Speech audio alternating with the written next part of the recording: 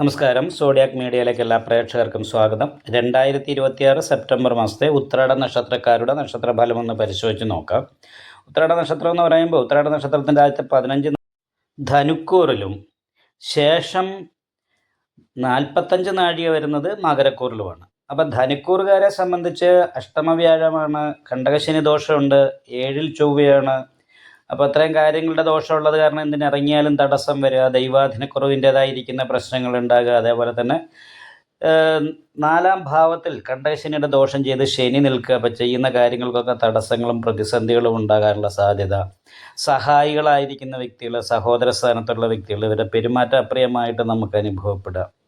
അപ്പോൾ ഇങ്ങനെയൊക്കെയുള്ള കുറച്ച് പ്രശ്നങ്ങളാണ് കാണുന്നത്. അപ്പം അത്ര അനുകൂലമല്ല ഈ മാസം. കുറച്ച് പരിഹാരങ്ങൾ കണ്ട ശനിദോഷ പരിഹാരം, വിഷ്ണു ക്ഷേത്ര നെയ്വിളക്ക്, ഭാഗ്യസൂക്താർച്ചന, ഇങ്ങനെയുള്ള വഴിപാടുകളൊക്കെ ചെയ്ത് ദൈവാധീനം വർദ്ധിപ്പിച്ചാൽ ഈ ഉത്രാട നക്ഷത്രത്തിൻ്റെ ആദ്യത്തെ 15 നാഴികയിൽ ജനിച്ചവർക്ക് ദൈവാധീനവും തടസ്സങ്ങളും മാറിയുള്ളൂ. എന്നാൽ ഉത്രാട നക്ഷത്രത്തിൻ്റെ അവസാനത്തെ 45 നാഴികയിൽ ജനിച്ചവരെ സംബന്ധിച്ച് 7-ാം ഭാവത്തിൽ തന്നെ സർവേശ്വരകാരകനായിരിക്കുന്ന വ്യാഴം ചാരവശാൽ വരുന്നതുകൊണ്ട് നല്ല ദൈവാധീനമുണ്ട്. അതേപോലെ തന്നെ ചന്ദ്ര ലഗ്നാധിപതിയായിരിക്കുന്ന ശനി മീനൻ രാശിയിലാണ് നിൽക്കുന്നത്.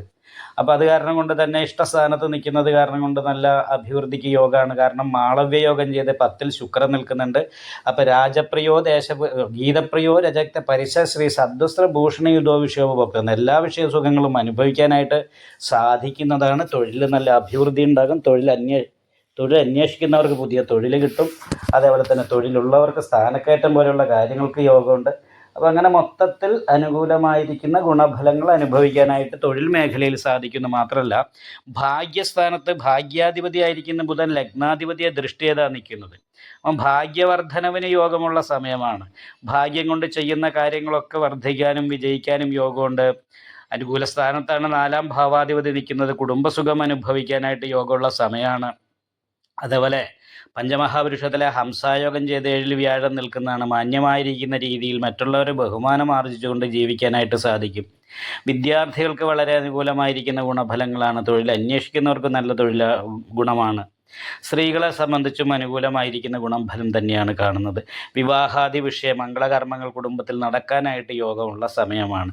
പുത്രലാഭം പോലെയുള്ള കാര്യങ്ങൾ, വിവാഹം അന്വേഷിക്കുന്നവർക്ക് നല്ല ബന്ധം വന്ന് ചേരാനായിട്ട് യോഗമുള്ള സമയമാണ്. ഇത്രയും നല്ല അനുകൂലമായിരിക്കുന്ന ഒരു രാശി സമയം കിട്ടുക എന്ന് പറഞ്ഞാൽ തന്നെ വലിയ ബുദ്ധിമുട്ട്. അത്രയ്ക്ക് നല്ല എല്ലാ ഗ്രഹങ്ങളുടെ ഇഷ്ടഭാവസ്ഥിതി ഉള്ളതുകൊണ്ട് നല്ല രീതിയിലുള്ള പോസിറ്റീവായിട്ടുള്ള ഗുണഫലങ്ങൾ ഈ മാസത്തിൽ അനുഭവിക്കാൻ സാധിക്കും. എന്നാൽ 2-ാം ഭാവത്തിൽ അമൃതവർഷകണ്ഠകാരകനായിരിക്കുന്ന രാഹു നിൽക്കുന്നത് കൊണ്ട് നല്ല ഉദ്ദേശത്തോടുകൂടി സംസാരിച്ചാലും ചില സമയത്ത് അത് കേൾക്കുന്നവർക്ക് അപ്രിയമായിട്ട് തോന്നും.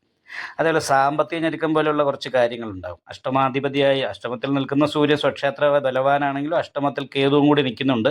നടുവേദന പോലുള്ള രോഗാവസ്ഥ ഉണ്ടാകാനുള്ള സാധ്യത.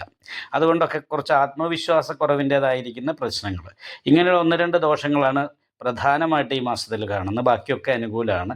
അപ്പോൾ അത് കാരണം ശിവക്ഷേത്രത്തിൽ ശംഖാഭിഷേകം, നെയ്വിളക്ക്, ഭാഗ്യസൂക്താർച്ചന മുതലായിട്ടുള്ള വഴിപാടുകൾ ചെയ്യുക, നാഗപൂജ ചെയ്യുക, നവഗ്രഹ പൂജ ചെയ്യുന്ന ക്ഷേത്രത്തിൽ കേതുപൂജ ചെയ്ത് നന്നായിട്ട് പ്രാർത്ഥിക്കുക. നിങ്ങൾക്ക് ഈ വീഡിയോ ഇഷ്ടപ്പെട്ടാൽ ലൈക്ക് ചെയ്യുക, നിങ്ങളുടെ അഭിപ്രായങ്ങൾ കമൻറ്റ് ചെയ്യാം.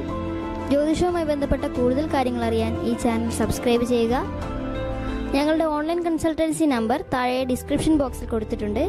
ആവശ്യമുള്ളവർക്ക് കോൺടാക്റ്റ് ചെയ്യാവുന്നതാണ്.